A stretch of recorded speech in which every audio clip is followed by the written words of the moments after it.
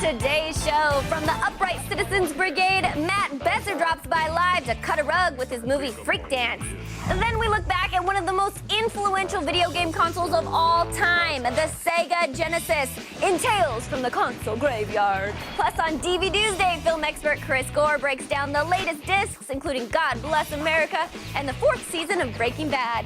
Also, the lost Steve Jobs interview has finally surfaced. We'll have the details in the feed. And get ready to rev your engine. Candace Bailey attempts to prove that you can put makeup on while driving. When she hits the track with rally racer Bucky Lasek, it may not end well. Pick your jaws up off the floor. It's Attack, and it starts right now.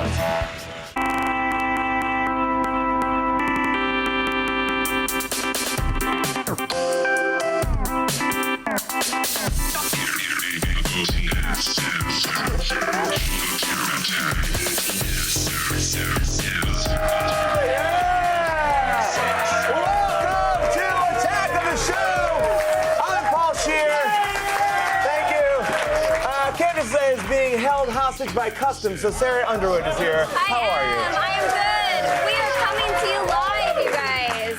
Now, you went out to the movies last night, am I right? Hey, I saw Magic Mike. Ooh. Yeah. I would have thought that you were like one of the people camping out for the big opening on Friday. You would think that, but I did finally get to go see it, and don't get me wrong, this movie is hot. I came out hot and bothered.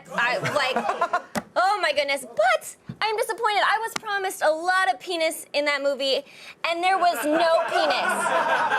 There was none. I actually now want to see the movie more. You should. Wait, there's no junk in Magic Mike. That's like seeing Spider-Man and not having Spider-Man. All right, we need to see some junk action, all right? I agree. Well, actually, there was a little tiny bit of penis. It was like a blurred out penis in the corner. Was it a little penis or was it a little? It was being pumped by a penis pump. Oh, gosh. What is going on in this movie? So that wasn't exciting. There was lots of boobs, like though. Prometheus or something. Oh, that's good. All right. Boobs. Olivia Munn's boobs. She used to work on here. Oh, Olivia Munn's boobs. All right. They looked really good. Oh, exciting. Olivia, who's your doctor? Boom! Olivia Facial. She don't work here no more, and you're gonna throw her down. Actually, I also, one more thing, I actually, yes. At the end of the movie, ended up spiking my water bottle and almost getting in a fight and calling a girl a homewrecker. Whoa! Because these women were so turned on, including myself after the movie, that the guy I was with and his wife, they were walking, and this girl hardcore checked him out, like, what? Come have sex with me eyes, while he has with his wife, and like, I lost it. I literally spiked my water bottle. Wait a second, though. I think we just stumbled upon something amazing. Basically, dudes, if you want to get laid, go to Magic Mike and just hang out outside the theater. Because ladies are going to just want to jump your bones. This is a great service announcement. I'll be there tonight. It is true. Men hang out there because women are never more turned on than watching that movie. All right. So. Ooh, yeah. chest. Hairless chest, so hot. Actually, that's not hot to me, but it was hot last night. Time now to run down the top things on the web. All right. I'm pretty sure that means we're going around the net.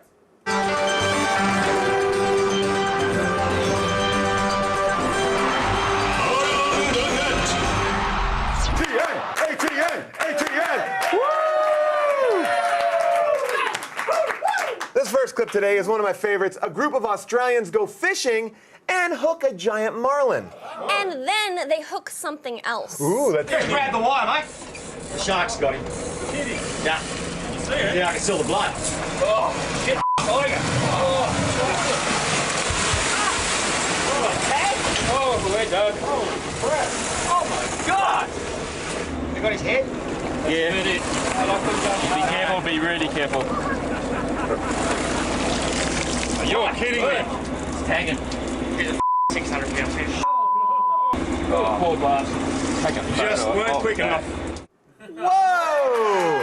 Hey, actually, that's no big deal, because I've actually seen that same type of stuff at the buffet at Mandalay Bay. Wait, you've seen sharks in Vegas? No. I've seen tourists devour an entire buffet in like 20 seconds. That's how they get their money's worth, and also diabetes. Is that where diabetes comes from? Yeah, that's where diabetes comes from. Up next, a video that's very short and very wonderful. Here's a clip from a track and field championship covered by ESPN. It ends on some truly inspirational words. In third, and Jen Ryan's doing the twist back there in fourth. And we're trackside with the winner. Lauren, tell me about that move you made 600 meters to catch Jen. Oh God, that was just balls. All that was balls. Wait a second. Yeah. I am not buying that. I'm not buying that one bit. What? That she has testicles? No. Running has nothing to do with balls. It has only to do with the taint. The taint? Is that what it's for? I've always wondered. It's like the appendix. Like, what is it for? It's for running. And finally, just in time for America's most explosive holiday, we bring you an amazingly low-budget anti-fireworks PSA. Remember, kids, don't play with sticks of dynamite. What is it? You'll see. We found it on the ground. It would go off if someone lit it. I want it!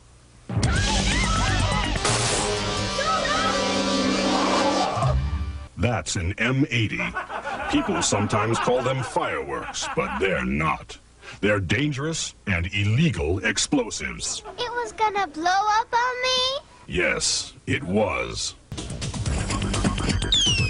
Don't do it! It's gonna light on your house. Please don't!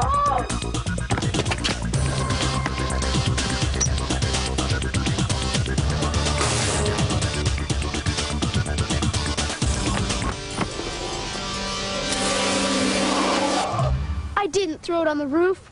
I didn't. All of a sudden, the wind. I know. But we made a good team, though, didn't we? We saved our house together. Yeah, big guy. You're a winner. Way to go, big guy. Way to go. I am less concerned about the fireworks than I am about that deep-voiced stranger in the weird suit hanging out with all the little kids. Yeah. What was that about? I seriously want to see the PSA for the video that warns you not to hang around the preventer. Yes! Yes! Also, I have a question. After seeing that video, where did I get those awesome bottle rockets? They light your house on fire. I think at any fireworks stand. You think anyone can light my house on fire? Great. All right, I'll do it. Sorry, Mom and Dad, but I'm having fun for once. He's getting bottle rockets. Bottle rocket's gonna blow your house down. People shoot those out of their butt. They're not dangerous. It's true. It's true. Have you done that before? Yeah, all the time. I'm doing it now. And now Candace plays hooky from work to go to the X Games. Oh my gosh, that's so fun. I've done some pretty dumb things in my day, but standing here while this car does donuts around me, probably not my best idea. Men are inconsiderate when driving, especially when girls are putting on makeup. What better place to prove my point than on the track with pro skater turned rally racer Bucky Lasek?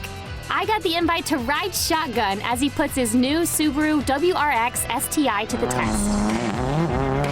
So, Bucky, you are part of the Subaru Puma Rallycross team. Can you tell me about the team? Yeah, we have Dave Mira, and then we have Sverre Itchison. So we have a ringer, and we have a couple of extreme guys. So Can you explain for our viewers who don't know what rallycar racing is? Rallycross racing is it's an arena-style race. It's kind of like Supercross on bikes, where there's a bunch of bikes out there running. Well, we race cars. Now, a lot of people are making the jump into rally racing. Why is that? I think basically because a lot of the guys in action sports were adrenaline junkies, and I think rallycross is probably the most aggressive type of racing. Can you break down the car for me? Sure, let's actually look where the magic really happens. We have a Subaru STI. It's all-wheel drive. It's set up for abuse. It's got 600 pounds of torque, so it's 600 horsepower, big old turbo on the back with about probably over 40 pounds of boost, which is a lot for this little four-cylinder. We actually start with a factory car right out of the box, and then we just strip it down, put a roll cage in it, bolt in some Recaros, and then we start adding all the goodies like a hydraulic handbrake, and then we have a 6-speed sequential gearbox. We basically don't even use the clutch. And then on the steering wheel we have some of these buttons. This is probably the most fun button right here, the launch control. You hold that button in when you're engaging first gear, a little bit of handbrake. You let go of that button and this thing just rips off. You're gonna take me for a ride, right? Yeah, grab your gear and I'll meet you over there. All right, sounds good. Bucky, I'm gonna be putting on some makeup while you're driving me around, so try to make it as smooth as possible because I want to come out. She's gonna look like she's ready for Halloween, or she's gonna look like a drag queen. I think I'm gonna look beautiful.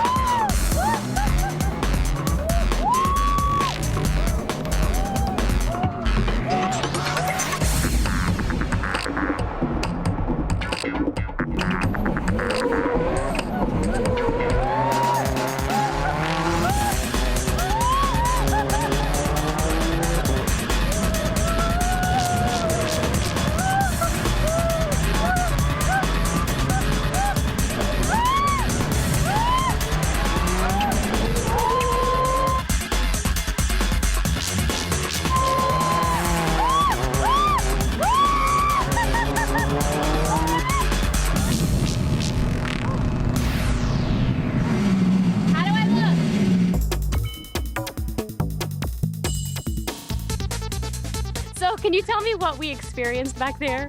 We started off with a nice launch. I'm sure you felt the G's. We picked up some speed and did a little handbrake turn, and then we hit some apexes. So I think we might have even got 2 wheels up. Well, you are an amazing rally race driver, but not so good at this. You want to know what rally racing is like? Take a good look at my face. This pretty much sums it up. Driver, can you take me home? And go slowly, please. Thanks, Candace, and thanks to all the guys in the Subaru Puma Rally Cross team for all their help. Yeah, we all learned a lot from that. But now it's time to learn a little bit more. This past Memorial Day, the Animal Planet, which is one of the only cable channels that doesn't have a show starring the Kardashians, aired a legitimate-ish near documentary claiming to show a real live mermaid. And guess what? People believed it. Yeah. In fact, there was such buzz about these alleged ladies of the deep that the National Oceanic and Atmospheric Administration, which is the branch of the government, was forced to issue a declaration. No evidence of aquatic humanoids has ever been found. What? I smell a cover-up. Now, first of all, obviously, Uncle Sam has never been to the Fishtails retrospective at Weeki Wachee Springs. Great show, guys. It's really good. But is this really the government's responsibility? The economy's in the toilet, it's an election year, and Canada's not even a state yet, okay? And just a few weeks ago, they assured us there's no zombies. Now it's no mermaids. What's next, a fireside chat to convince us there's no tooth fairies? Come on, Obama. Stay out of my tooth fairy. If I want to sell my teeth to the fairy folk, I believe that's covered under my First Amendment rights. And don't even try to tell me there are no leprechauns in Alabama, because that little hush-up was exposed years ago. To me, it look like a leprechaun to me. All I gotta do is look up in the tree. Who else seen the leprechaun say yeah? It is my right as an American to choose what I believe in, regardless of facts or science. If I choose to believe in the channel with shows like Hillbilly Ham Fishing, My Cat from Hell, and Swamp Wars, and if they tell me that mermaids are real, I'm gonna believe them. Because I stand here a proud American, and I believe in mermaids. I got a fun new Twitter account to tell you about. Need a debit card? Yeah, right? Yeah, well, actually, when saying that out loud, make sure your inflection indicates it's a question, because this Twitter account has plenty of cards for you. That's right. It retweets people who are posting pictures of their own debit cards. And they're not hiding it. And they're not hiding it in a secure, empty location like Google+. No. They're putting the full numbers on Instagram and Twitter. Oh.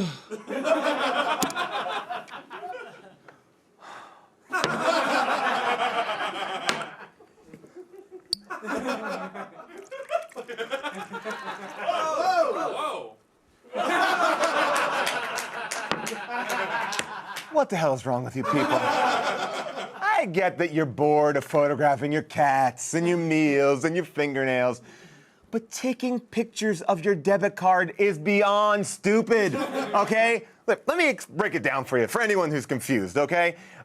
Your debit account is where your money lives. When you share it, you share your money, okay? Simple.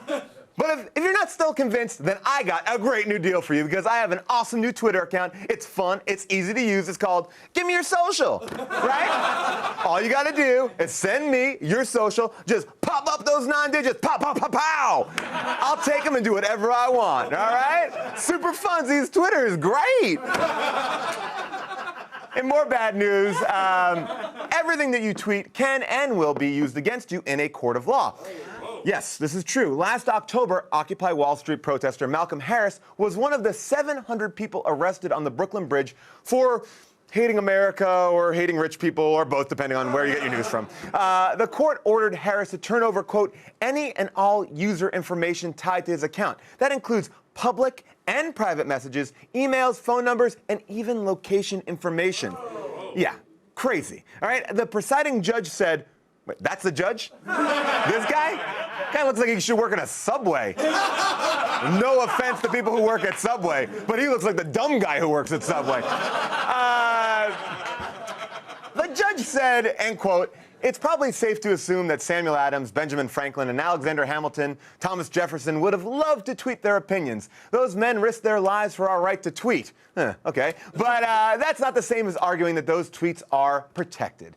Again, I must reiterate, an actual judge, which I'm still not convinced by, appointed by the mayor of the city said this. This is crazy. It got me thinking, and it got me drinking again. And both of those things led me to the Library of Congress, where I found this parchment. Yes, you see? Parchment. Containing some of the original drafts of the Constitution and a Freemason map leading to Genghis Khan's lost gold.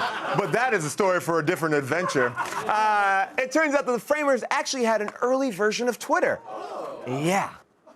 Believe it. Let's learn us some history. Let's see what we got here. All right. Thomas Jefferson wrote, "LOL. LOL, John Adams is totes jelly of my awesome hair." That Ben Franklin wrote, "I am besmitten with a most curvaceous siren with an exotic surname, Kardashian." At Chuck Pickney wrote, "Can I get a follow Friday?" And guys, he needs him, because I don't know who Chuck Pickney is. I mean, have you ever heard of him? No. And finally, at John Hancock tweets, "Can I get a John Hancock?" Weird. What does that even mean? It's very Kanye. All right, still ahead, we'll be joined by Malcolm Harris and his subpoenaed Twitter account. Stick around.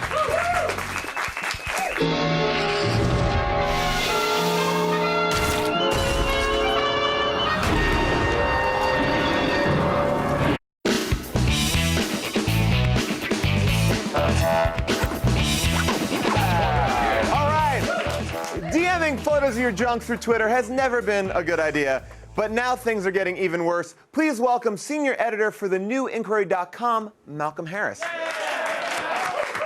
Malcolm, thank you so much for coming. I'm actually really excited to have you on the show because this is a crazy, crazy case. You were at the Occupy Wall Street protest on the Brooklyn Bridge last October when 700 people were arrested. So just catch us up. What do the police say that you did, allegedly? Well, what I'm being accused of is a violation called disorderly conduct. It's along the same lines as jaywalking or making too much noise or swearing in public, which are all statutes that are rigorously enforced in New York City. Yeah, you essentially got less than a parking ticket. Like a guy who would pee on the sidewalk has a tougher ticket than you just have. But now that's pretty much it. I mean, this is crazy. And you are now being ordered to turn over your Twitter records to a judge for, I mean, what do they want to do for you? They want to just see everybody that you've come in contact with. They want your phone numbers. They want emails. They want everything just because of this.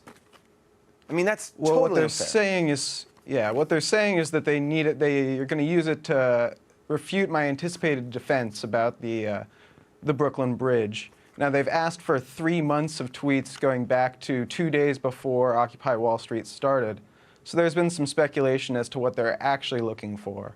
But I don't know about that. You know what I think they're looking for? Your thoughts on the Shrek movie. They want to know. What were you thinking? No. I mean, it's ridiculous because right now, when you post in your public timeline, that is public. Sure, that's out there. But when you direct message somebody or, people are sending you phone numbers and emails, that's private. That's like getting into your email account. And right now, they have nothing really against you to do that. I mean, this is probably one of the first instances ever where Twitter is being used against you.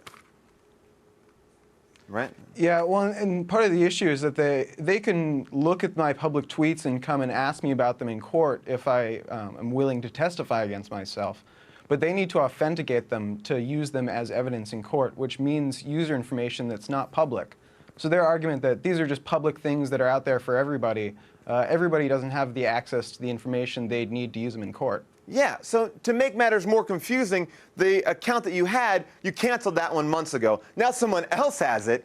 So they could not only be violating your privacy, but somebody else's if they get in there. I mean, this is, at a certain point, it's like they're just getting whatever they want. It's totally it shows that we're in a dangerous zone right here because Twitter has been used in the past to help with, revolutions in Egypt and Yemen and things like that. And if you were to gather people, is that so wrong? Is that something that you should be penalized for? You don't have to respond to that. This is really just a statement. But, No.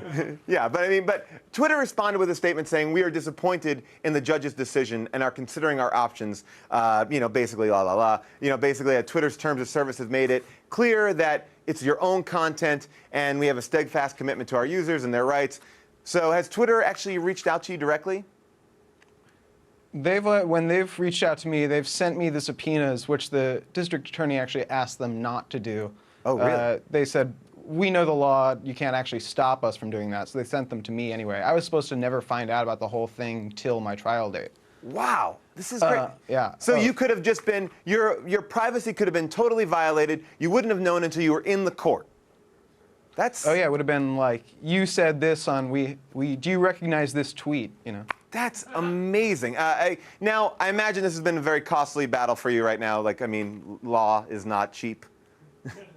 Well, luckily not for me. I've had an outstanding volunteer legal team from the National Lawyers Guild and the ACLU and the Electronic Frontier Foundation. Most defendants don't get this lucky, so shout out to my legal team for sure. Yeah, well, big shout outs. Big ups! Now, how will this affect you in the future about Twitter? Like during protests like the Occupy movement, do you think that now in the future people are going to start to think before they tweet or, think before they actually cause a positive action? Do you feel that? I can't speculate about what other people are going to do, but it's been how many months and they still haven't seen anything? Yeah. So I'm not particularly worried about how in danger my tweets are in terms of incriminating myself. They haven't even gotten anything so far. All right, great. So you stand behind Twitter. People keep on tweeting. Get whatever you need out there. If it's about Shrek, if it's about Occupy Wall Street, it's all good. And you will always be protected. Thank you to Malcolm Harris for that. That's really awesome. Thank you, man. Good luck. And now let's go over to Sarah Underwood. Hey, guess what? What? It's time to start the feed.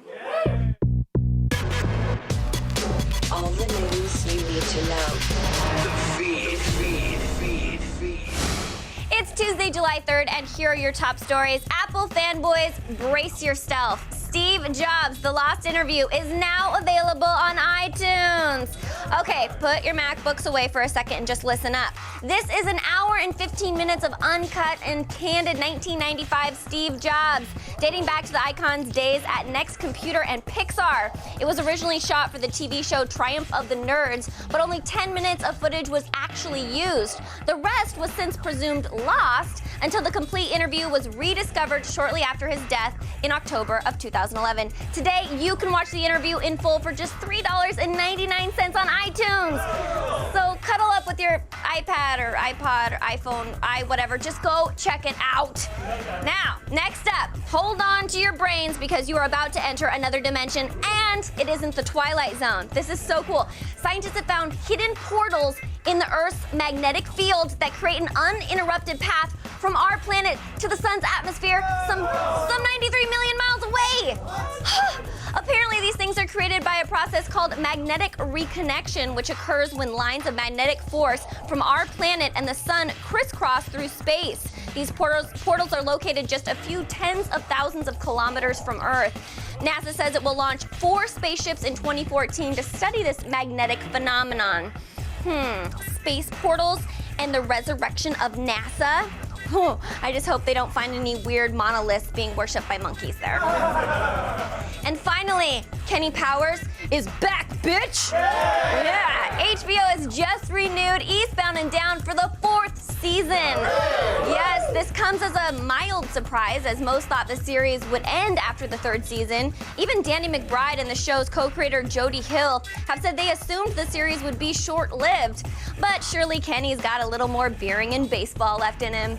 No word on whether or not any of the guest stars from previous seasons will make an appearance, but I'm hoping for the return of Will Ferrell as Ashley Schaefer. Woo! I'm Sarah Underwood, and you have just been fed. Still ahead, Upright Citizens Brigade founder Matt Besser will bring the funny live. The feed is brought to you by eHarmony.com, where first dates have a better chance of becoming something more.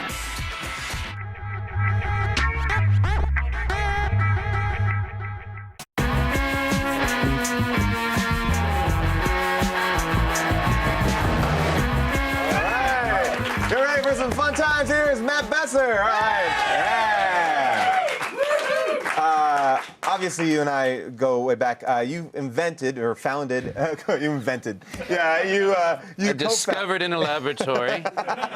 You co-founded the Upright Citizens Brigade Theater. And for people who don't know what that is, can you explain that a little bit?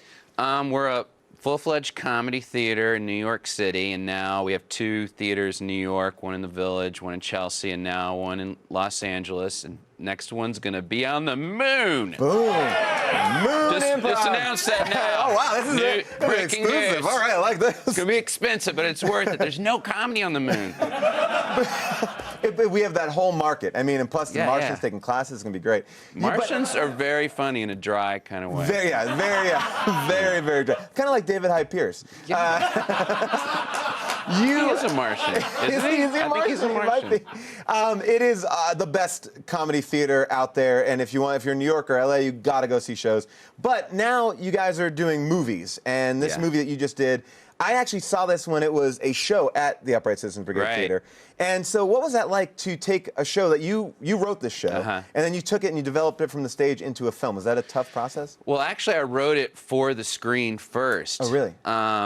I wanted it to be a dance movie, and then we did a reading of it. I was like, wow, we got a lot to work out. And it's a musical, too, and it has dancing, so there was a lot to work out, and I'd never written a musical before. So it was supposed to be a movie at first, and we put it on the stage and reworked the jokes, and all the actors had plenty of time to screw around for 2 years and find what they wanted to be and what the lines were. So it was good to have. It was like a 2-year rehearsal for a movie, basically. But it shows because the movie is so funny and the characters on it are amazing. Yeah.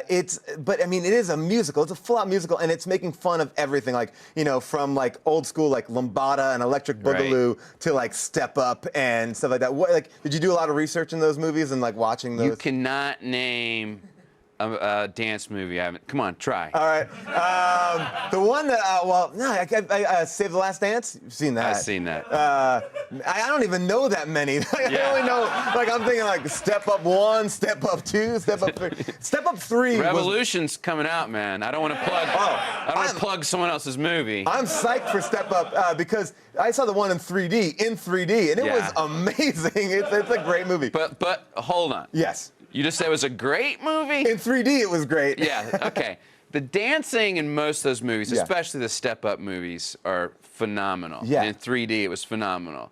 The stories, terrible. I mean, aren't they just the same story, like over 15 different movies? I feel like every new dance movie should have to buy the story from the previous dance movie. Say, okay, now it's our turn to use the dance story. Because it's always like a really talented kid who is like kind of rich, and he kind of gets caught up with these other kids who they don't look poor, but they're definitely saying that they're poor. Like in Step Up 3D, the guy owned a car in Manhattan and parked it in his own garage in Manhattan. I was like, these guys have never been in New York City. They had a fort. They had a fort in that thing that was like a sneaker room, and they could buy it. It was crazy. But you think apartments and sitcoms are too big? Yeah. Look at the Step Up dance studio. It's so great.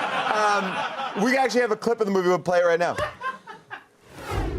Nobody can stop us from dancing.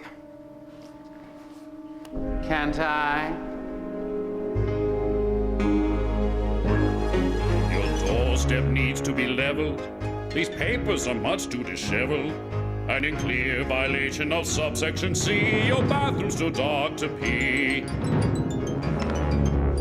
Your floors are slippy, the trash can sloppy, the sign in the windows a poor photocopy, your toilet's flushes are not regulated, the wallpaper's patterned is too complicated, this place is in shambles and no one can see.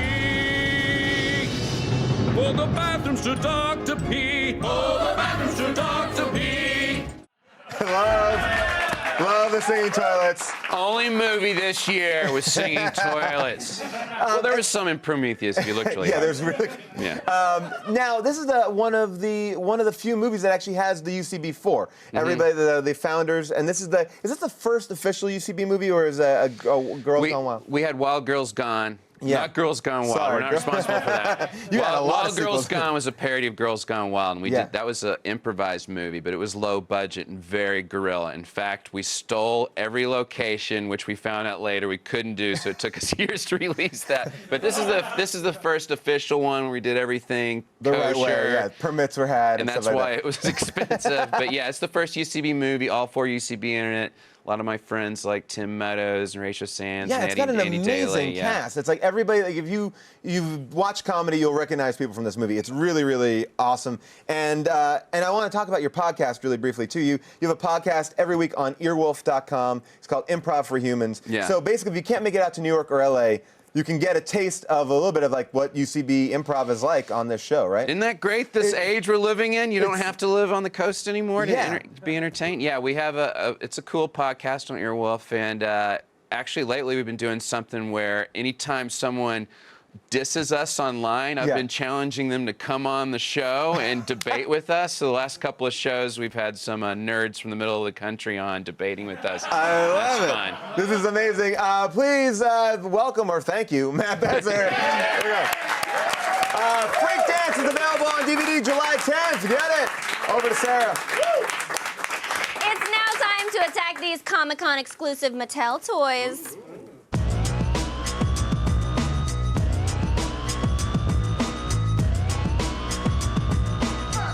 Listen, it can be tough picking out the perfect outfit, right?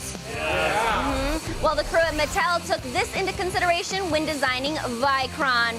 Wearing the armor of his defeated opponents, this He-Man comes with 3 different outfits and is sure to be the star of the Masters of the Universe 30th anniversary celebration. Choose from military, warrior, spaceman, or barbarian, whichever looks best among your collection.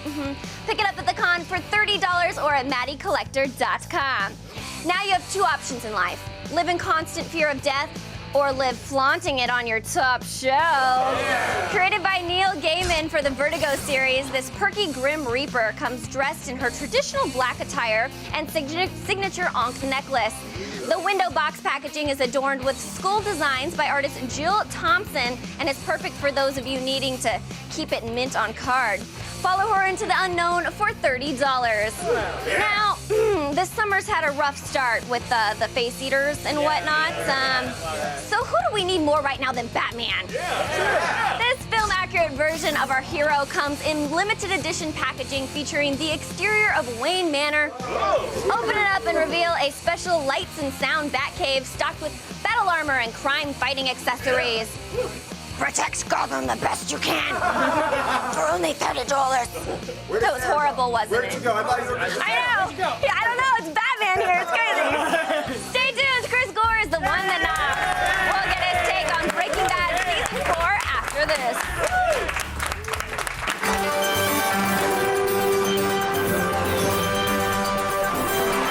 What happens next? This kid's about to pull a sick skateboarding trick. So, what happens next? Does he bail and land on his ass? Does a board break mid-trick? Or does this video have a surprise ending?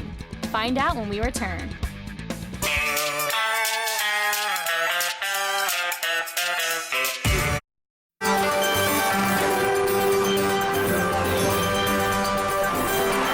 What happens next?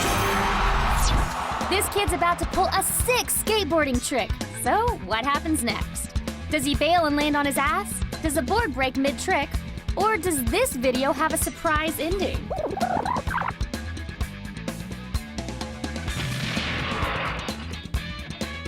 Well, that might have been shenanigans, but either way, it was pretty cool. So apparently they put movies and TV on DVD these days. Neat, right?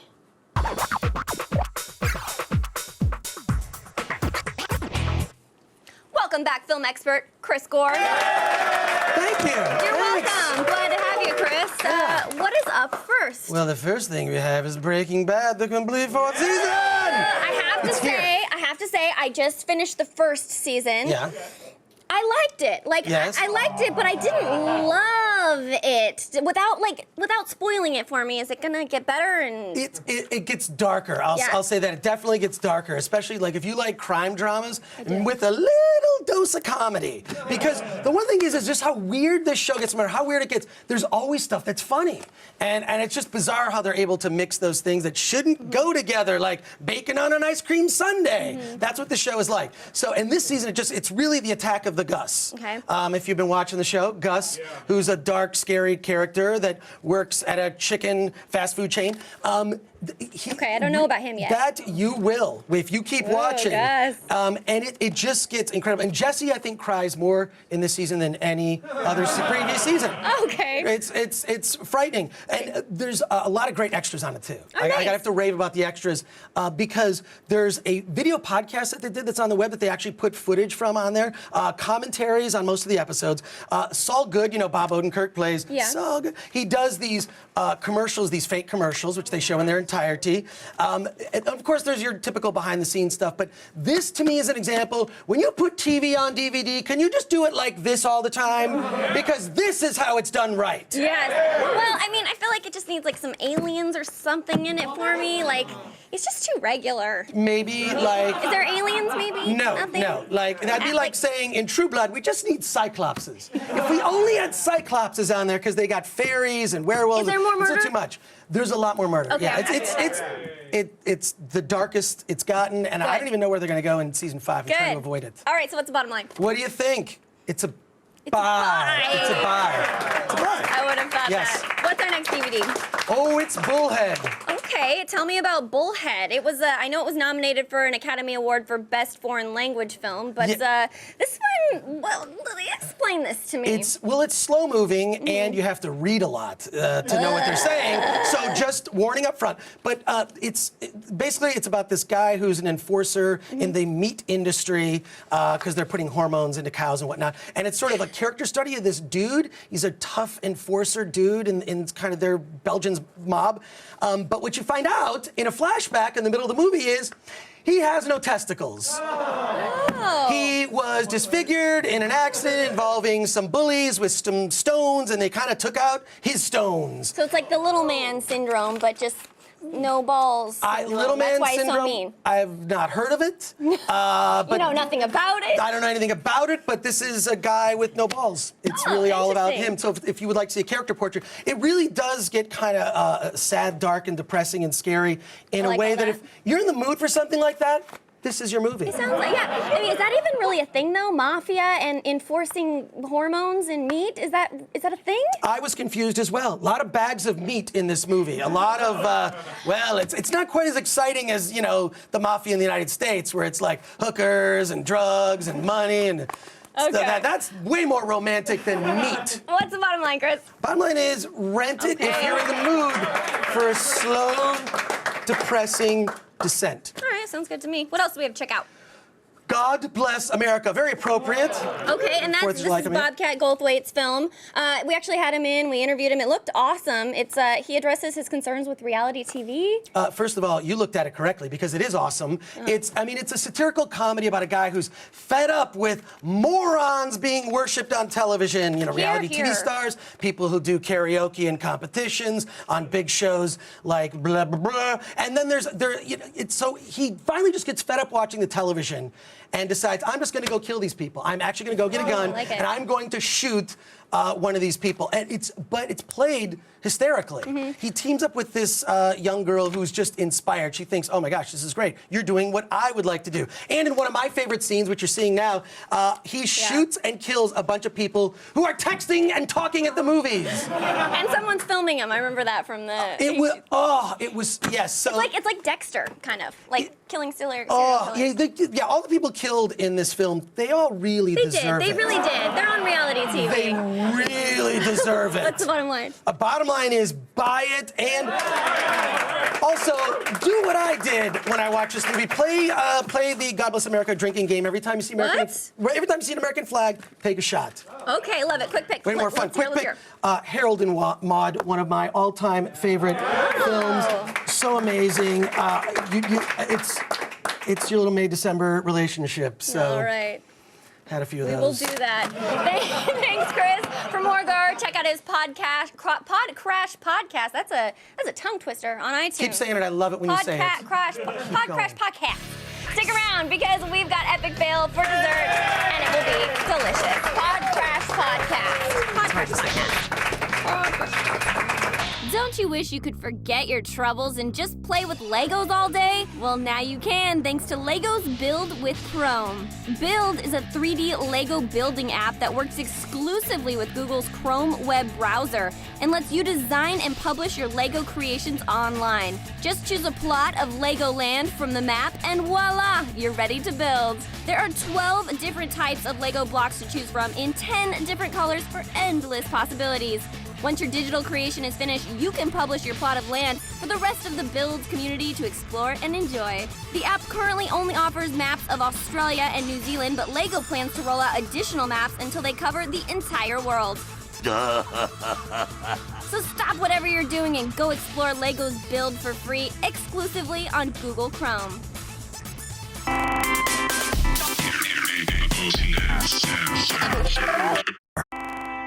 On the next Attack of the Show. The one, the only Seth Green is here live, and he'll have the latest on Comic-Con and Robot Chicken. Then on Gadget Prawn, Matt Myra gets his fingerprints all over the screen of the new Acer Iconia tab. Then Lock and Load, Jessica Chobot hits up the cast of Oliver Stone's new flick Savages, including John Travolta, Selma Hayek, and Benicio del Toro. It's on the next Attack of the Show. All right. It is time for today's epic fail. Here's a drag race that doesn't involve RuPaul. So if you're, so because it's a drag race, you already know it's going to end badly. So just take a look.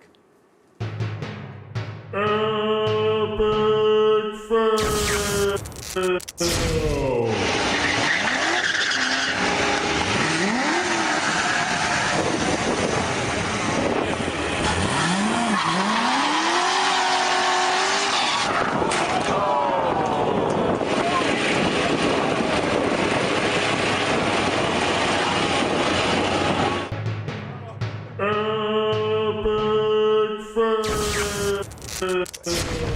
You're supposed to crash after you take off, not before the race begins. They don't get it. Fail them. Fail them! Viral! Thanks to Malcolm Harris, Matt Besser, Candace Bailey, and Chris Gore, the lovely Chris Gore. Love it, Chris Gore. And good night to all of you. Happy 4th of July. Don't blow your hands off. Yeah, watch out for this bottle rocket. Yeah. You light your house on The fire. protector will come for you. Don't